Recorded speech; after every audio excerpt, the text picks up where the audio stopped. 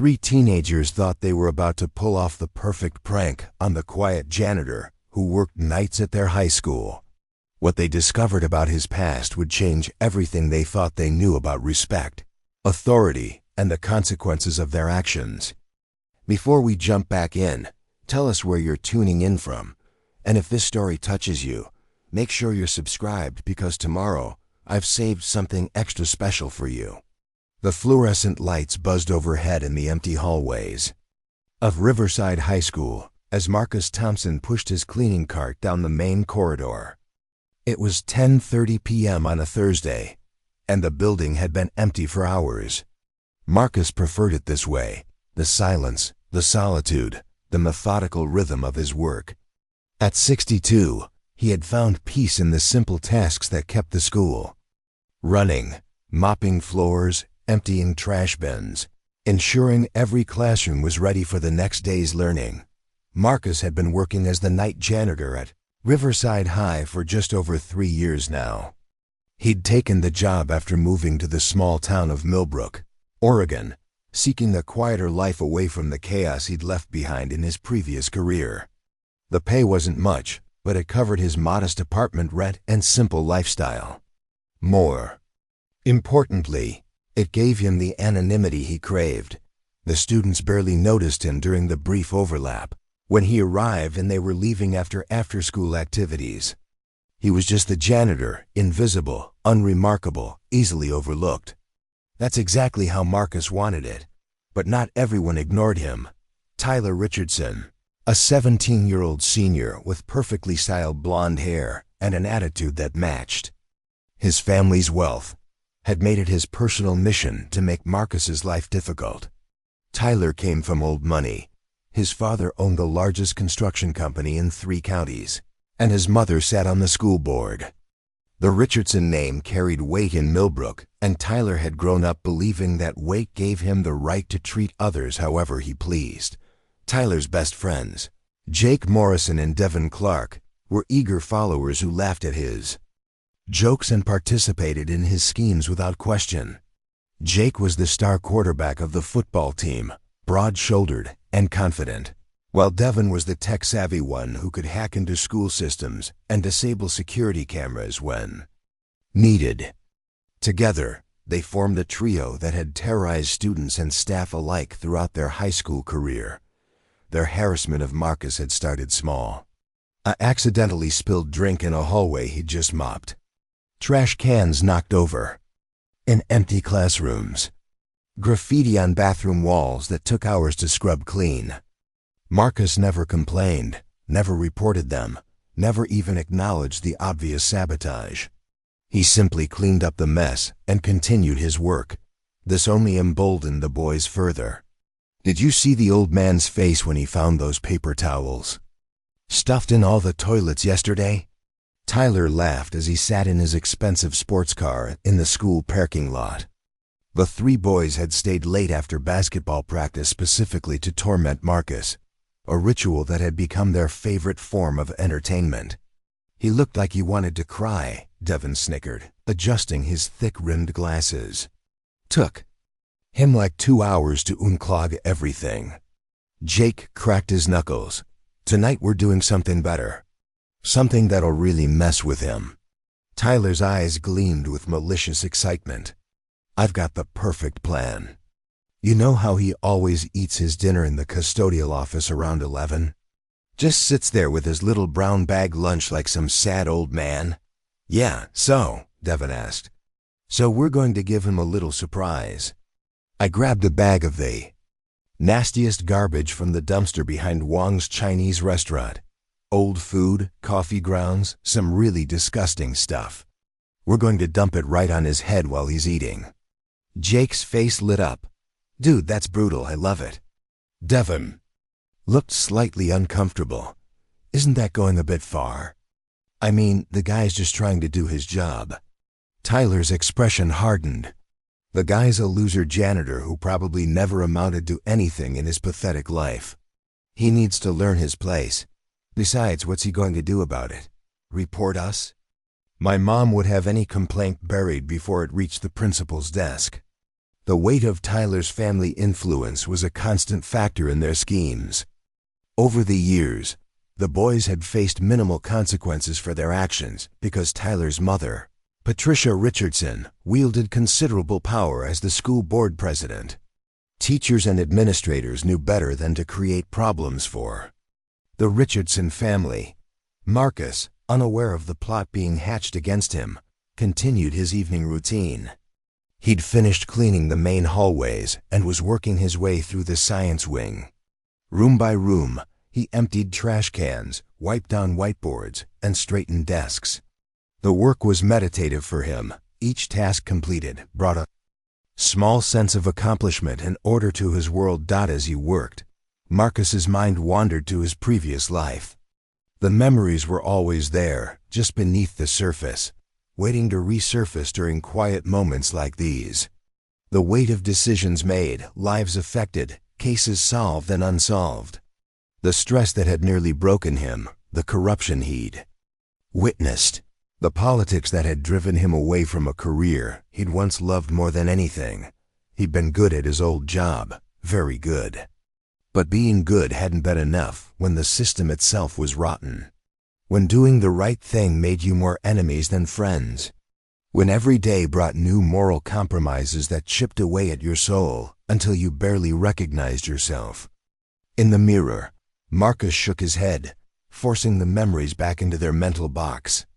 That life was over. This was his life now. Simple, honest work that hurt no one and helped maintain a small corner of order in the world. It wasn't glamorous, but it was peaceful. Around 10:45, Marcus made his way to the custodial office, a small windowless room tucked away behind the main office. It was his sanctuary within the building, containing his supplies, equipment, and a small desk where he could eat his dinner and complete his nightly paperwork.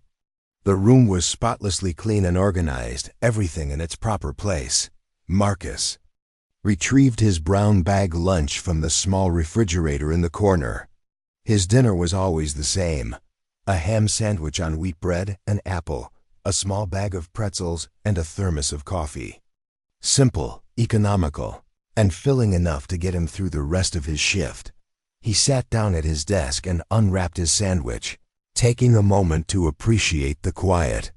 Outside, he could hear the distant hum of traffic on Millbrook's Main Street, but inside the school, all was peaceful. This was his favorite part of the evening, 20 minutes of solitude to eat and gather his thoughts before tackling the remaining hours of work. Meanwhile, Tyler, Jake, and Devin were making their way through the school's side entrance. Devin had disabled the security system for their wing, and they moved through the darkened hallways with practiced stealth. Tyler carried a large garbage bag filled with the revolting mixture he'd collected from various dumpsters around town. The smell was overwhelming, a nauseating combination of rotting food, coffee grounds, and unidentifiable slime. "This is going to be epic," Tyler whispered as they crept toward the custodial office. "I can't wait to see the look on his face." "What if he fights back?" Jake asked, though his tone suggested excitement rather than concern. "Him? Fight back?" Tyler scoffed. "Look at him. He's like 60 years old and weighs maybe 150 soaking wet. Besides, he's just a janitor. Probably never threw a punch in his life." They positioned themselves outside the custodial office door, which was slightly ajar. Through the gap, they could see Marcus sitting peacefully at his desk, slowly eating his sandwich while reading what appeared to be a paperback novel. The sight of him enjoying his simple dinner only seemed to fuel Tyler's cruel enthusiasm. Devin checked his phone to make sure he was recording. Tyler had insisted on capturing the humiliation for posterity and for sharing with their friends later. "On 3, Tyler mouthed silently. 1.2. Marcus sensed something was wrong a split second before it happened. Years of training had honed his instincts, and something about the quality of the silence in the hallway had changed. He looked up from his book just as the door burst open.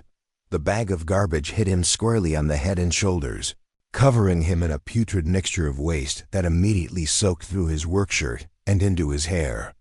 Coffee grounds scattered across his desk, mixing with the remnants of his sandwich. Rotting food scraps slid down his face and onto his lap. The three boys erupted in laughter. "Oh man, that was perfect." Tyler howled, barely able to contain his glee. "Look at him. He looks like he crawled out of a dumpster." Jake was laughing so hard he could barely stand. "Dude, this is going viral. The look on his face is priceless." Devin continued recording, though his laughter seemed more nervous than genuinely amused.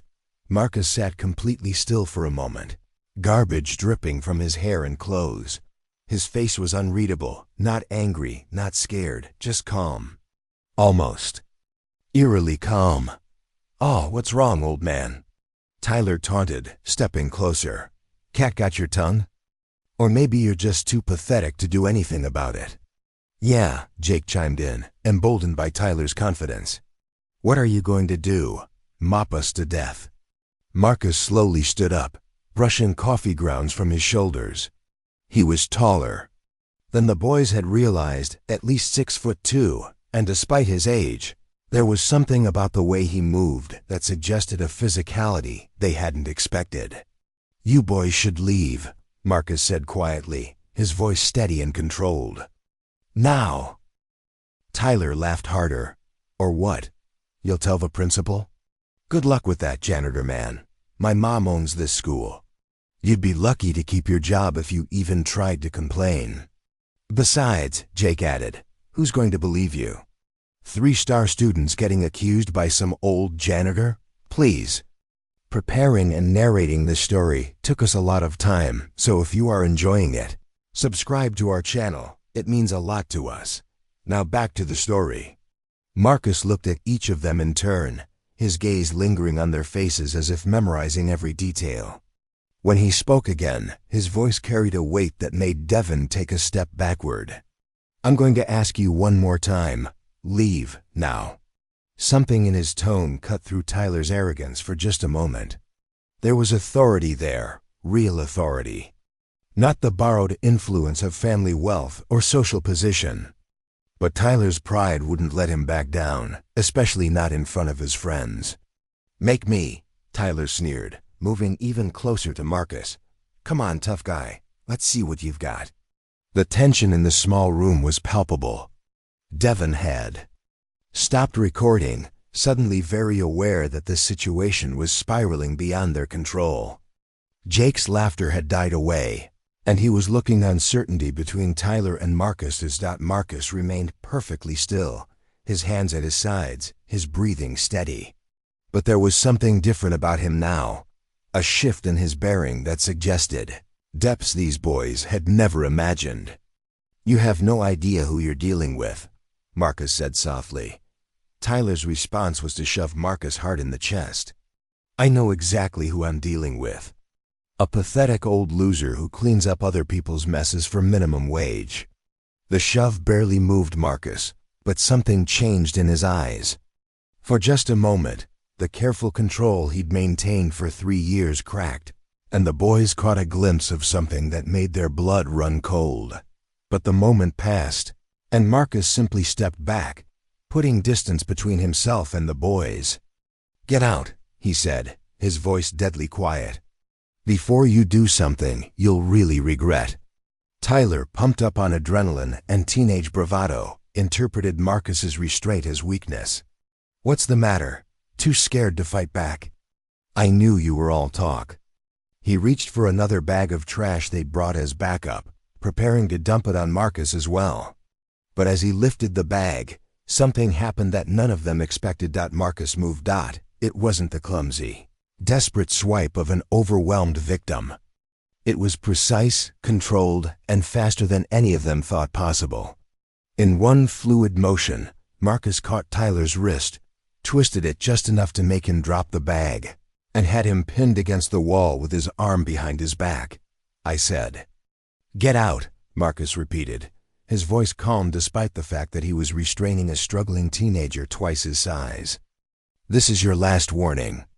Tyler struggled against the hold, but quickly realized he was completely immobilized. Marcus was stronger than he looked, much stronger, and he clearly knew exactly what he was doing. "Let me go," Tyler shouted.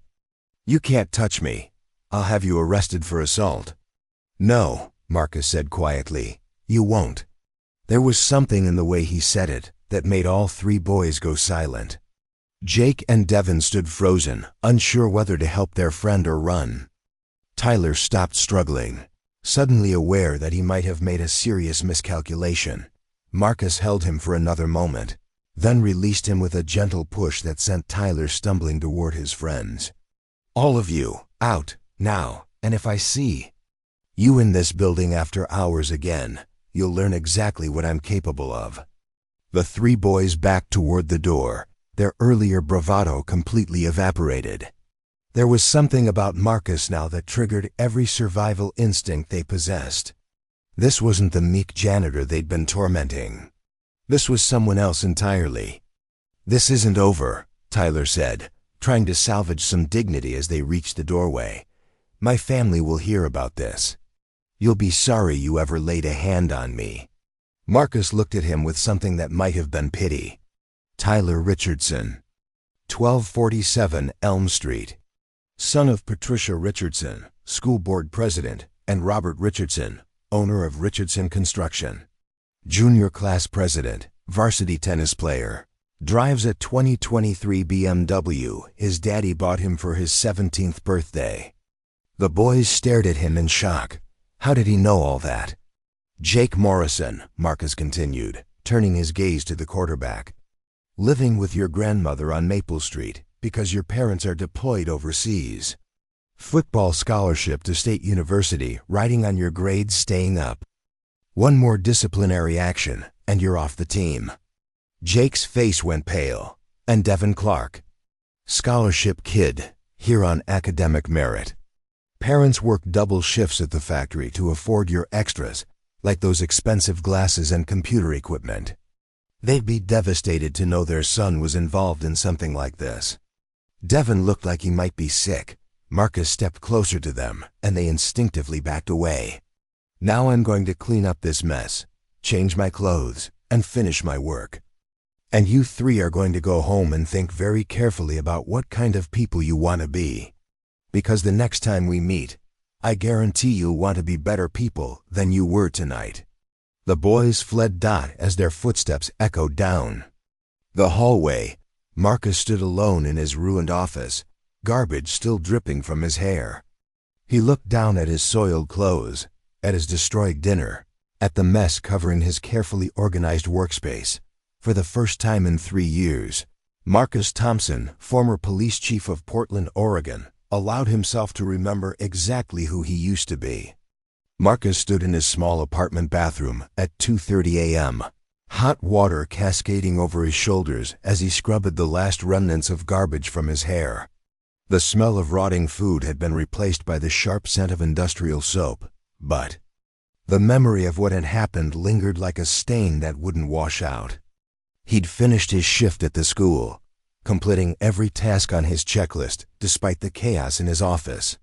Routine had always been his anchor, and he wasn't about to let 3 spoiled teenagers disrupt the careful structure he'd built around his new life. But as he toweled off and looked at himself in the mirror, Marcus knew something fundamental had shifted tonight. The controlled mask he'd worn for 3 years had slipped, and those boys had seen something they weren't supposed to see.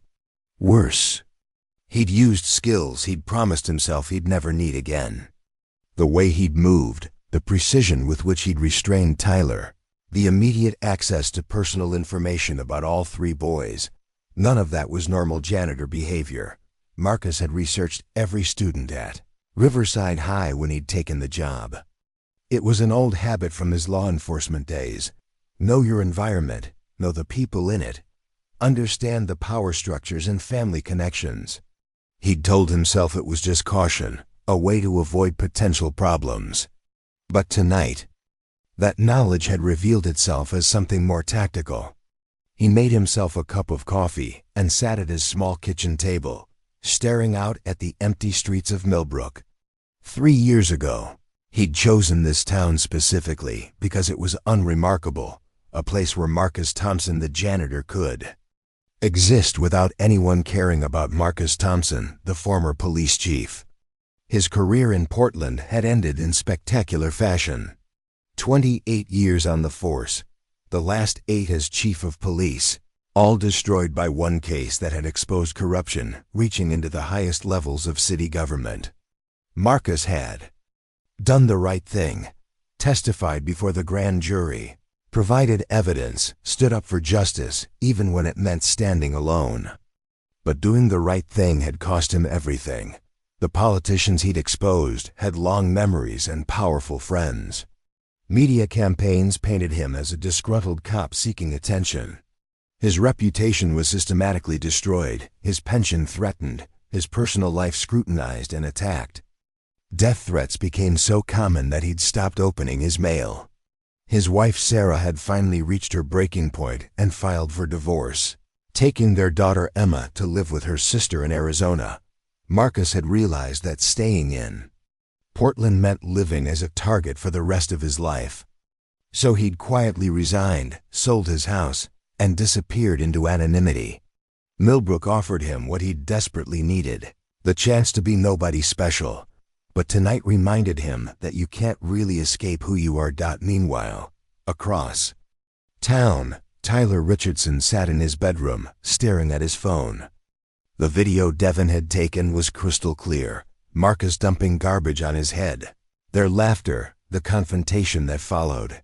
But something about watching it back made Tyler deeply uncomfortable. The way Marcus had moved when he'd grabbed Tyler's wrist wasn't random or panicked. It was practiced, professional, like he'd done it 1,000 times before. And those details he'd known about all of them. That wasn't casual observation. That was intelligence gathering. Tyler's first instinct had been to show the video to his parents, to use his family's influence to get Marcus fired and possibly arrested for putting his hands on a student. But something held him back. Maybe it was the memory of Marcus's voice when he'd said no, you won't about the assault charges. There had been absolute certainty there. Like he knew something. Tyler didn't, single quotes D. His phone buzzed with a text from Jake. Dude, my grandmother is freaking out. Someone called her and told her I was at the school after hours. She's threatening to call my coach. Another text from Devin. My parents are asking questions about tonight. They seem to know stuff. This is bad. Tyler's blood ran cold. How could anyone know what had happened? They'd been alone in the building, and Marcus certainly wouldn't have reported them, would he? The truth was more unsettling than Tyler realized. Marcus had spent the remaining hours of his shift making some calls. 3 years of quiet observation had given him extensive knowledge of every family in Millbrook, and 28 years in law enforcement had taught him exactly how to apply pressure without leaving fingerprints. A casual mention to Mrs. Morrison's neighbor about seeing some teenagers near the school after hours. A brief conversation with Mr. Clark's supervisor at the factory about the importance of keeping kids on the right path. Small interventions that would create just enough parental scrutiny to make the boys think twice about their next move. Marcus wasn't interested in revenge. He was interested in prevention. The next morning at Riverside High brought an unusual tension. Tyler arrived to find his friends looking haggard and worried. Jake had been grilled by his grandmother for 2 hours about his whereabouts, and Devin's parents had confiscated his computer and demanded a full accounting of his activities. Something's not right about last night, Devin said quietly as they stood by Tyler's locker. That janitor knew way too much about us. And somehow our families are asking questions today. That's not a coincidence. Tyler nodded grimly. I've been thinking the same thing. We need to find out who this guy really is. How do we do that? Jake asked, glancing nervously around the hallway. Leave that to me, Tyler said. My mom has access to all the school personnel files. I'll get her to pull his application, background check, all of it. But when Tyler approached his mother that evening, he was careful not to reveal the real reason for his interest. Patricia Richardson sat in her home office, reviewing school board documents, when Tyler knocked on her door. "Mom, I need a favor," he said, putting on his most innocent expression. "What kind of favor?" Patricia asked without looking up from her papers. "I'm doing a project for sociology class about the different jobs that keep our school running. I wanted to interview the janitor, but I don't know anything about him. Could you help me get some background information?" Patricia finally looked up, studying her son's face. "Marcus Thompson? Why are you suddenly interested in the custodial staff?" "It's just for the project," Tyler lied smoothly. "I thought it would be interesting to learn about someone who does such an important job, but usually goes unnoticed." Something in Tyler's tone triggered Patricia's maternal radar, but she couldn't put her finger on what was bothering her. "I suppose I could pull his file." "But Tyler, you're not planning anything foolish, are you? I know you and your friends sometimes get creative with your entertainment." "Of course not, Mom. This is strictly academic." Patricia turned to her computer and accessed the school district's HR database. Marcus Thompson's file was surprisingly thin for someone his age. Previous employment listed only as security consultant, with vague references and contact information.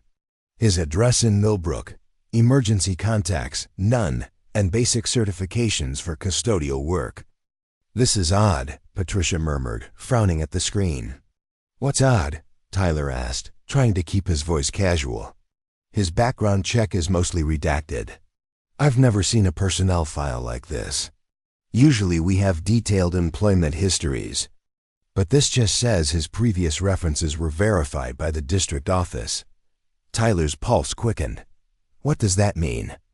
"It means someone with significant authority vouched for him personally. The kind of authority that can bypass normal hiring protocols." Patricia's frown deepened. "Tyler, what's this really about?" But Tyler was already formulating an excuse and backing toward the door. "Nothing, Mom, just curious. Thanks for checking." He left Patricia staring at the computer screen, her instincts telling her that something important was happening that she didn't understand. Tyler immediately texted his friends, "Emergency meeting. My car. Now."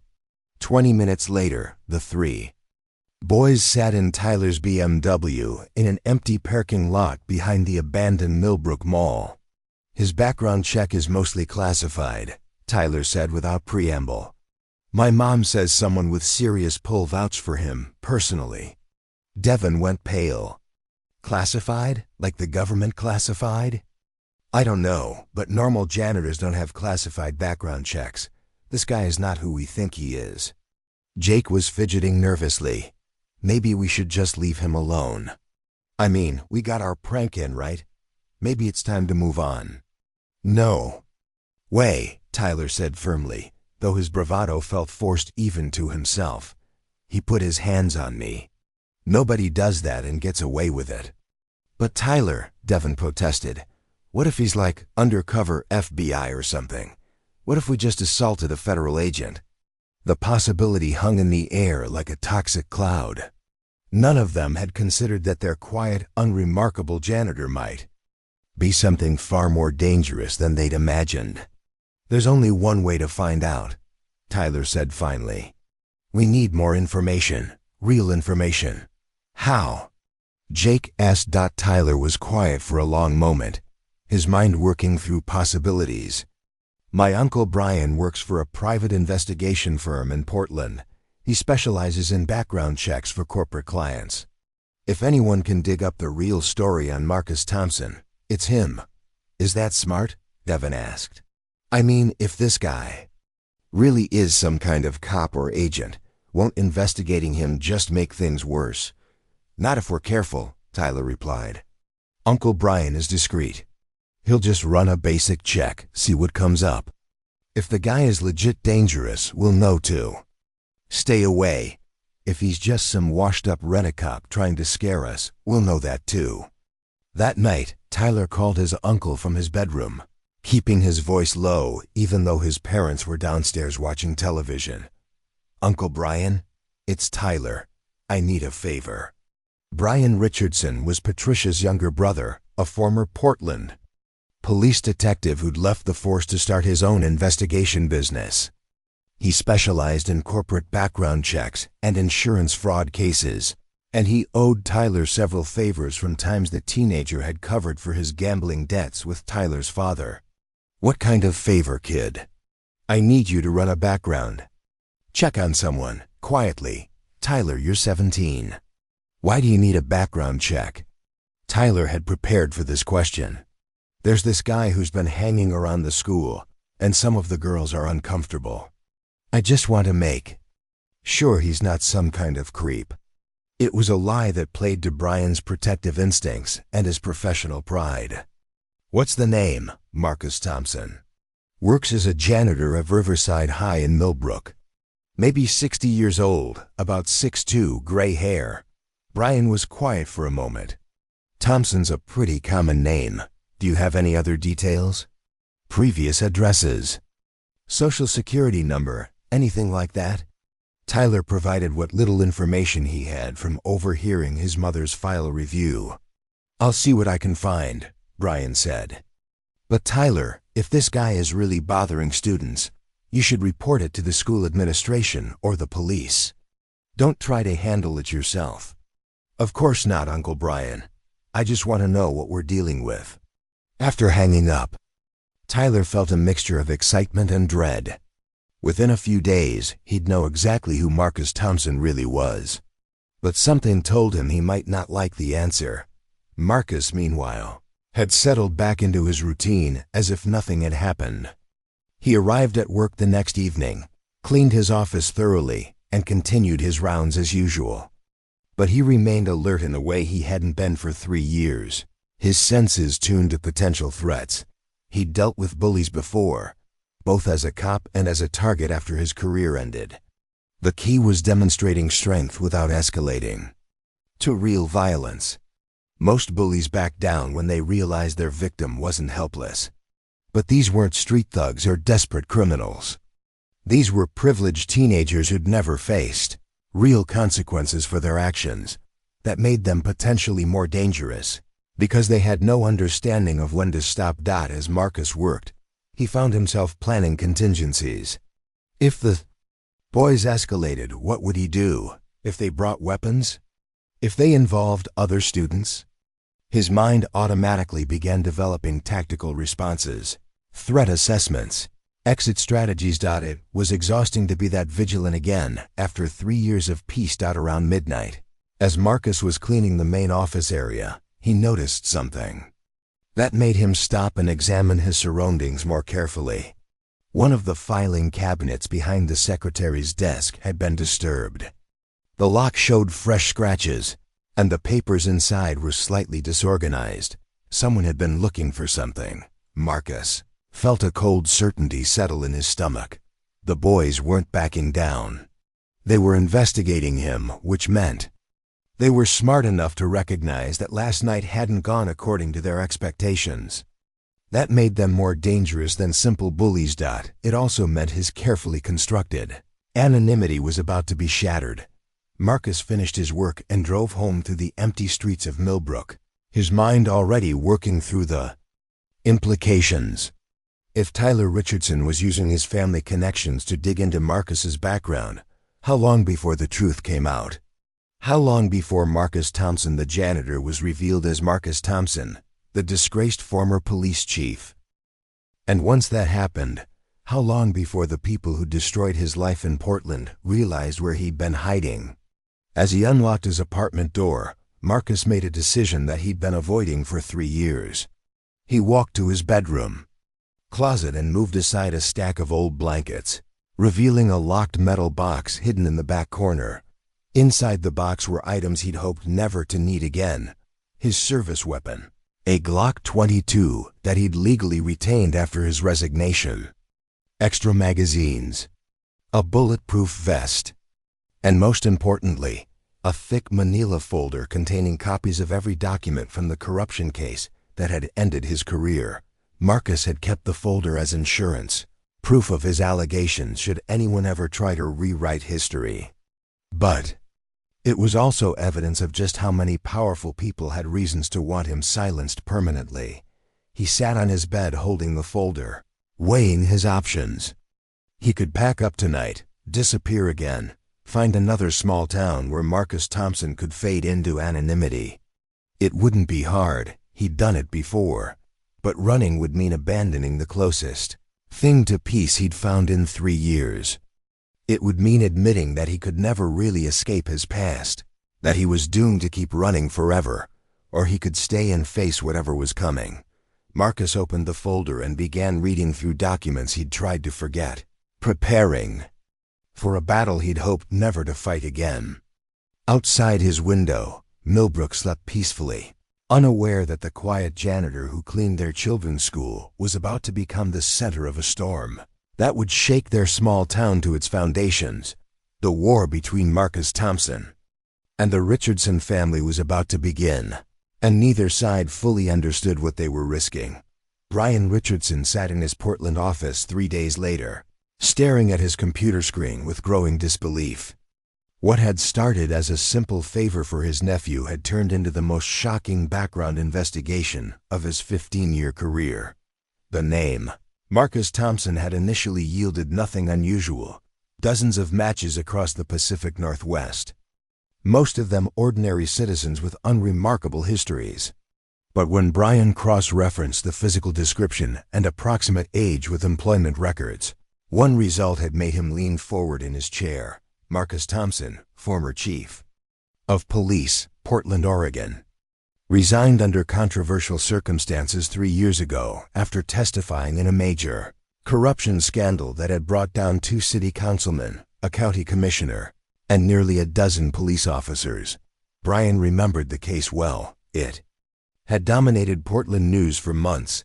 Allegations of evidence tampering, protection rackets, and payoffs that reached into the highest levels of city government.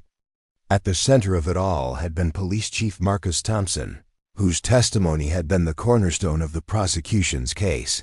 The man had been portrayed as either a whistleblowing hero or a vindictive opportunist, depending on which news outlet you followed. But Brian, with his insider knowledge of Portland law enforcement, knew the truth was more complex. Thompson had been respected, even beloved by rank-and-file officers. His decision to testify against his own department had cost him everything. His career, his marriage, his reputation. And now he was working as a janitor in a small Oregon town, apparently trying to disappear from his former life entirely. Brian reached for his phone to call Tyler, then hesitated. This information was explosive, and his nephew wasn't exactly known for his mature judgment. If Tyler and his friends had been harassing a former police chief, they were playing with fire they couldn't even imagine. But family loyalty won out over caution. Brian dialed Tyler's number. "Uncle Brian?" Tyler answered on the first ring, his voice tight with anticipation. "Tyler, we need to talk, in person. Can you drive up to Portland tonight? Did you find something?" "I found everything. But we're not discussing this over the phone. Meet me at my office at 8 o'clock, and Tyler, come alone. Don't bring your friends, don't tell anyone where you're going. This is serious." The drive to Portland gave Tyler 3 hours to imagine what his uncle might have discovered. By the time he arrived at Brian's office building, his nerves were frayed and his hands were shaking slightly as he pushed the elevator button. Brian's office occupied half of the 3rd floor of a converted warehouse in Portland's Pearl District. The space was modern but sparse. Metal desk, leather chairs, filing cabinets with serious-looking locks. The only decoration was Brian's framed private investigator license and a photograph of him in his police uniform from years earlier. "Sit down," Brian said without preamble as Tyler entered. "We need to discuss what you've gotten yourself into." Tyler perched on the edge of one of the leather chairs, his usual confidence completely absent. "What did you find?" Brian turned his computer monitor so Tyler could see the screen. It displayed a newspaper article from 3 years earlier. Police Chief Marcus Thompson testifies in corruption trial. Career ends in controversy. Tyler's face went white as he read the headline and saw the accompanying photograph. unmistakably the same man who cleaned his high school every night. "Your janitor," Brian said quietly, "is former Portland Police Chief Marcus Thompson. 28 years on the force, 8 years as chief. He single-handedly exposed the biggest corruption scandal in Portland history, testifying against his own officers and city officials. His testimony sent 12 people to prison and destroyed dozens of careers." Tyler's mouth moved soundlessly for several seconds. "He's a cop, former cop. And not just any cop, he was the top cop in Oregon's largest city. Tyler, what exactly did you and your friends do to this man?" The question hung in the air like a sword. Tyler found himself unable to meet his uncle's eyes as he stammered through an edited version of the garbage incident, carefully omitting the most damaging details. Brian listened with growing horror. "You assaulted a former police chief? We didn't know. He's just the janitor.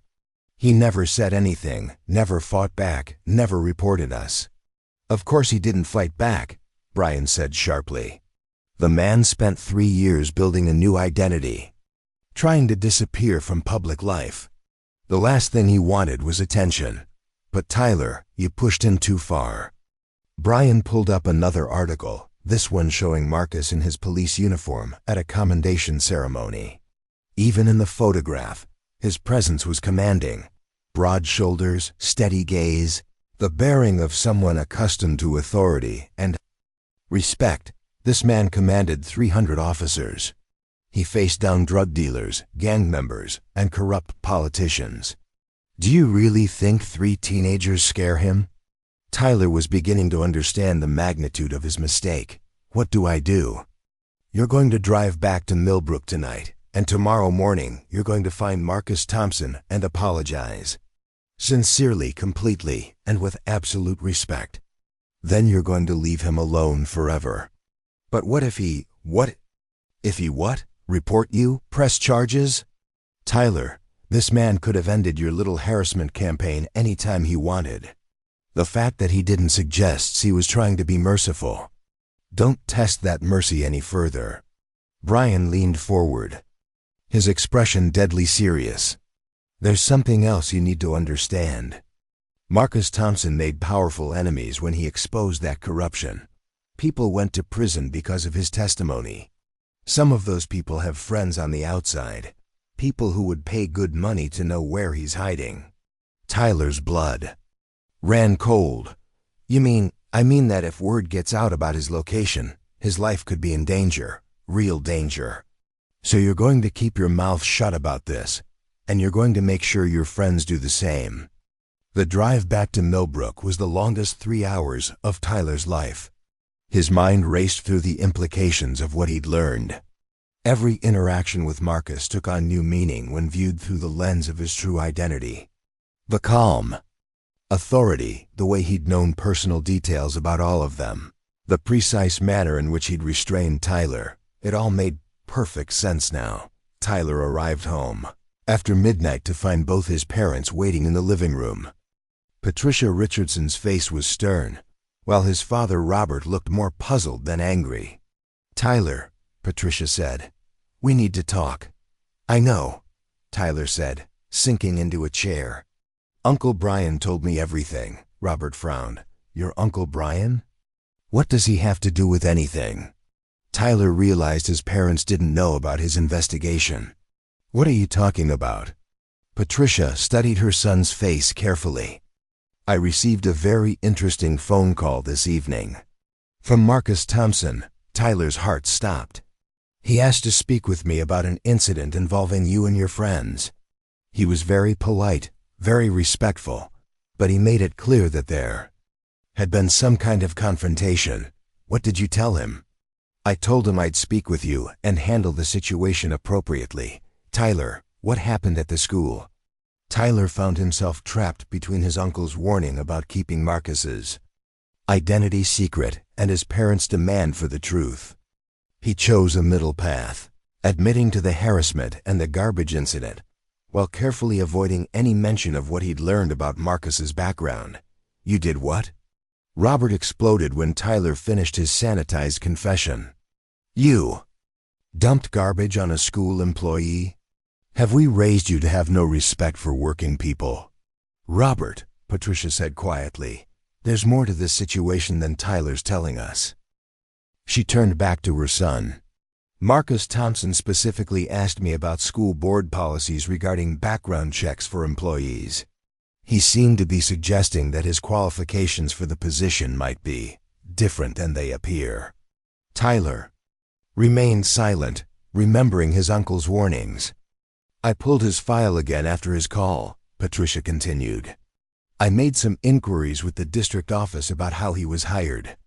Tyler Marcus Thompson was personally recommended by Oregon's governor 3 years ago.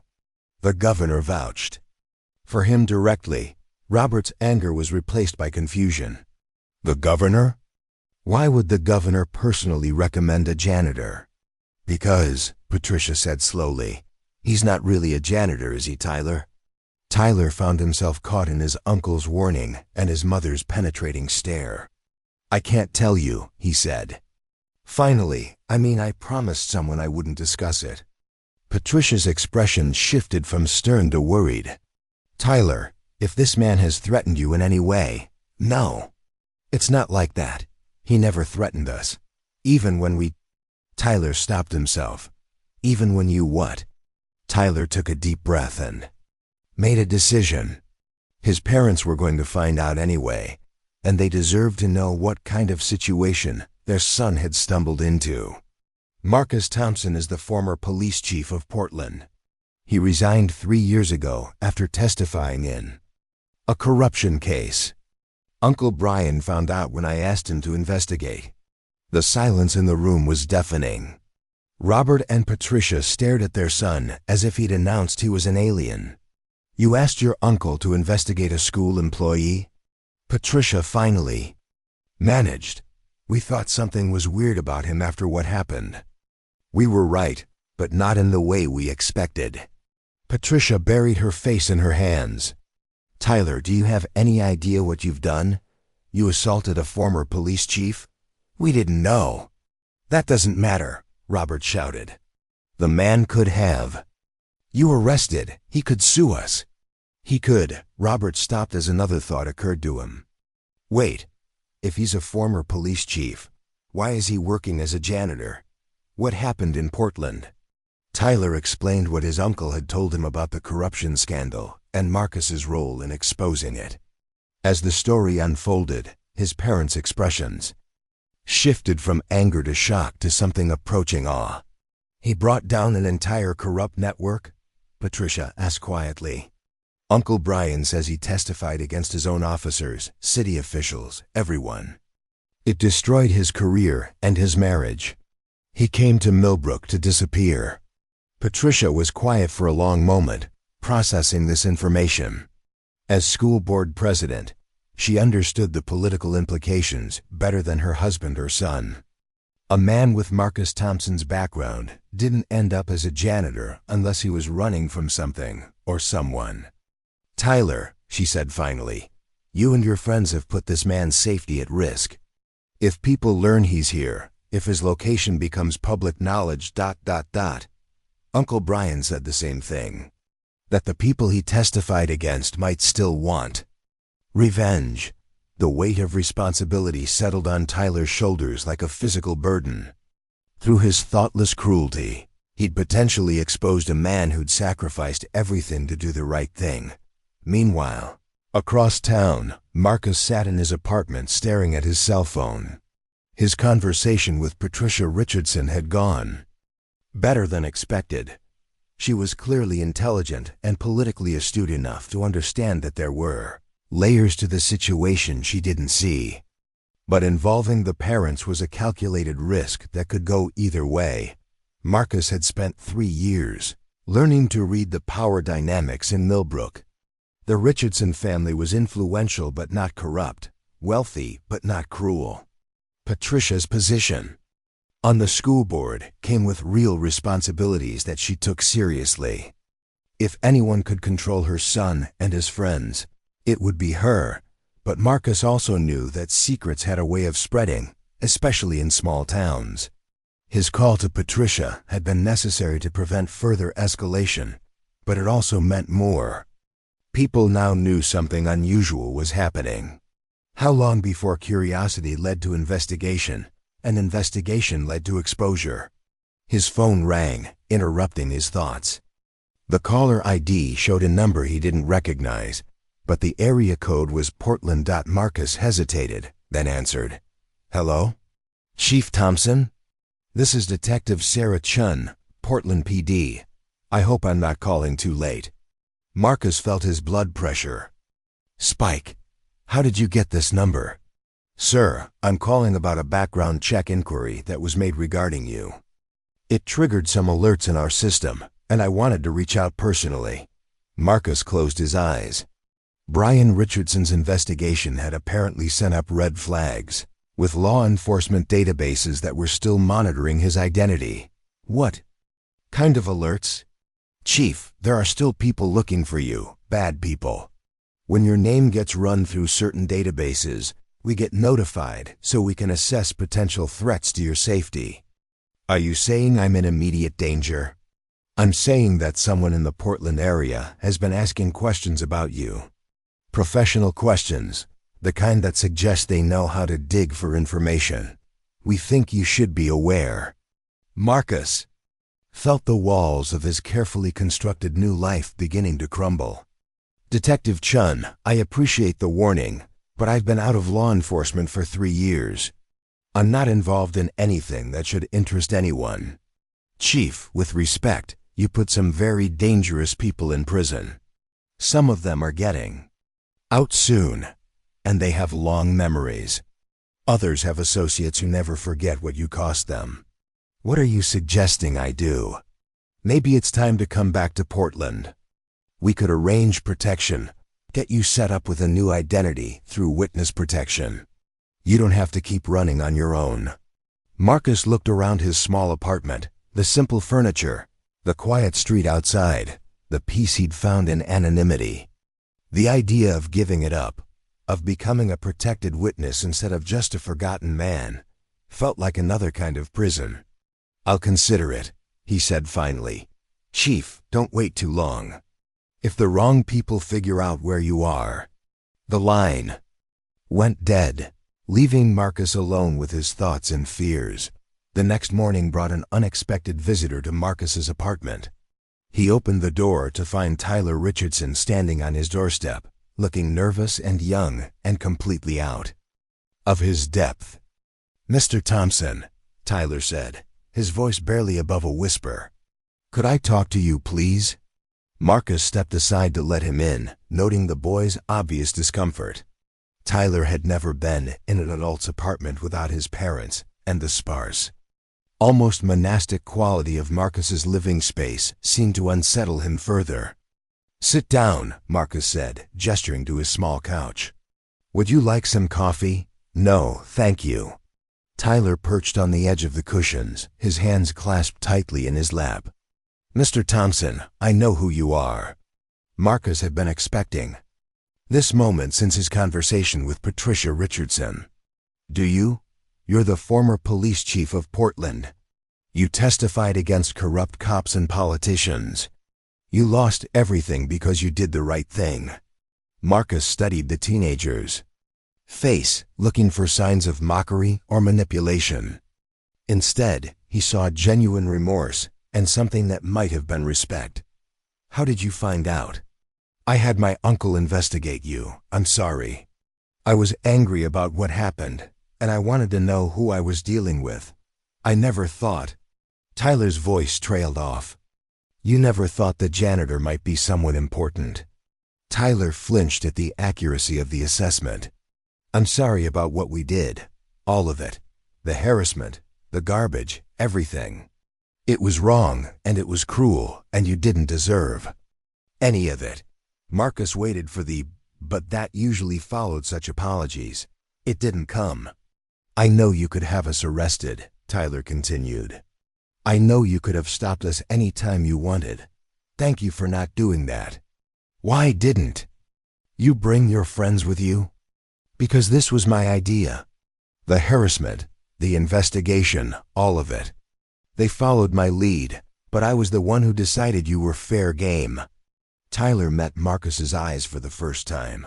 I was wrong about you. About everything.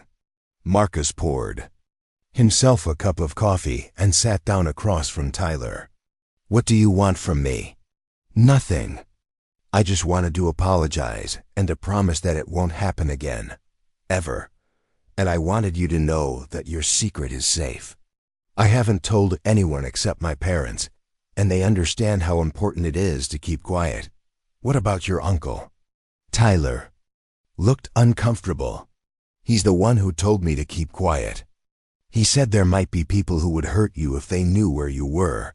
Marcus nodded slowly. Brian Richardson was clearly smarter than his nephew, and more aware of the potential consequences of exposure. Tyler, do you understand why I took this job? Why is a former police chief working as a janitor? Because you lost everything when you did the right thing. Because people made you pay for being honest. That's part of it. But the bigger reason is that I was tired of being important. Tired of making decisions that affected other people's lives. Tired of carrying the weight of responsibility for an entire city. Marcus sipped his coffee thoughtfully. Being a janitor is honest work. It's simple, straightforward, and at the end of the night, you can see exactly what you've accomplished. Tyler was quiet for a moment. But don't you miss it? Being respected, being in charge? I miss serving people instead of politics. I miss the feeling that what I did mattered. But I don't miss the corruption, the compromises, the constant pressure to look the other way when important people break the rules. Is that why you testified? Even though you knew it would destroy your career? Marcus looked at Tyler carefully, recognizing something in the question that went beyond curiosity. Yes, because some things are more important than career advancement or political convenience. Integrity isn't something you can compromise a little bit. Either you have it or you don't. My mom says integrity is expensive. Your mother is right. But the alternative is more expensive. When you compromise your principles once, it becomes easier to do it again and again. Until one day you wake up and realize you've become someone you don't recognize. Tyler absorbed this in silence. Finally, he stood up. Mr. Thompson, is there anything I can do to make this right? You already have. You came here, apologized sincerely, and promised it won't happen again. That takes courage. It doesn't feel like courage. It feels like I'm trying to clean up a mess I should never have made. Marcus smiled for the first time since Tyler had arrived. That's exactly what courage is. Doing the right thing even when it's difficult, even when you're scared. Tyler reached the door, then turned back. Mr. Thompson, I hope you find whatever you're looking for here in Millbrook. I already have, Marcus said quietly. Peace, don't take that away from me. I won't, I promise. After Tyler left, Marcus sat alone in his apartment, thinking about courage and integrity. And the price of doing the right thing. The boy's apology had been genuine, and his promise felt sincere. But Marcus knew that promises made by teenagers were fragile things, easily broken under pressure. More troubling was the knowledge that his location was no longer truly secret. Brian Richardson knew, Tyler's parents knew, and Detective Chun had confirmed that people were actively looking for him. The careful anonymity he'd built over 3 years was beginning to crumble. That evening, Marcus arrived at Riverside High for what might be his last shift as a janitor. He'd made a decision during the long afternoon hours, if his cover was blown, if staying in Millbrook put the community at risk, he would leave quietly. He'd done it before, he could do it again. But as he pushed his cleaning cart through the familiar hallways, Marcus realized how much he would miss this simple routine. The work wasn't glamorous, but it was honest. The building wasn't his, but he'd taken pride in maintaining it. The students barely knew he existed, but he'd found satisfaction in creating a clean, safe environment for their education. Around 11 p.m., as he was cleaning the main office, Marcus heard footsteps in the hallway. His hand instinctively moved toward his belt, where he'd once carried a service weapon. Before remembering that janitors don't need guns, Tyler Richardson appeared in the doorway, but he wasn't alone. Jake Morrison and Devin Clark stood behind him, both looking as nervous as Tyler had that morning. "Mr. Thompson," Tyler said formally, "my friends wanted to speak with you." Marcus set down his cleaning supplies and faced the three boys. Jake stepped forward first. "Sir, I want to apologize for everything we did. Tyler told us who you really are, and I'm ashamed of how we treated you. You served our community, and we repaid that service with disrespect and cruelty." Devin nodded earnestly. "I'm sorry too, sir. What we did was wrong, and there's no excuse for it. Thank you for not having us arrested." Marcus looked at each of them in turn. The transformation from arrogant bullies to respectful young men was remarkable, though he wondered how long it would last once the shock of discovery wore off. "Apologies accepted," Marcus said simply. "But I want you all to understand something. This can't become school gossip or social media content. My safety, and potentially the safety of people in this community, depends on maintaining my privacy." "We understand," Tyler said quickly. "Nobody else will ever know about us." "Good. Now go home. It's a school night." The boys filed out quickly, leaving Marcus alone with his thoughts and his mop bucket. As he resumed cleaning, he found himself hoping that Tyler's promise would hold, that the three teenagers who'd accidentally uncovered his secret would prove mature enough to keep it. But Marcus Thompson had been a cop too long to rely on hope alone. He finished his shift, drove home through the quiet streets of Millbrook, and began making plans for what he would do if his peaceful new life came to an end. In his apartment, he pulled out the metal box from his closet one more time. Tomorrow, he decided, he would call Detective Chun back and seriously consider her offer of witness protection. Because sometimes, even when you've found peace, the shadows of your past refuse to let you rest. But for tonight, Marcus Thompson was still just a janitor in a small Oregon town, and that was enough. 3 months later, Marcus still worked the night shift at Riverside High. Tyler Richardson had kept his promise. There had been no more harassment, no suspicious questions from students or staff, no signs that his identity had been compromised beyond the small circle of people who already knew. The three boys had even begun nodding respectfully when they passed him in the hallways, though they were careful not to draw attention to the interaction. Tyler had started volunteering at a local homeless shelter. Jake was tutoring younger students in math, and Devin had joined the school's anti-bullying committee. Marcus allowed himself to believe that, maybe, just maybe, he could keep his simple life a little longer. But late at night, as he cleaned the empty school, he sometimes found himself listening more carefully to the sounds outside, watching the parking lot for unfamiliar cars, and remembering that some secrets are too important to stay buried forever. In the end, Marcus Thompson had learned that you can't truly escape your past, but sometimes, if you're very lucky and very careful, you can find peace in spite of it. Up next, you've got 2 more standout stories right on your screen. If this one hits the mark, you won't want to pass these up. Just click and check them out.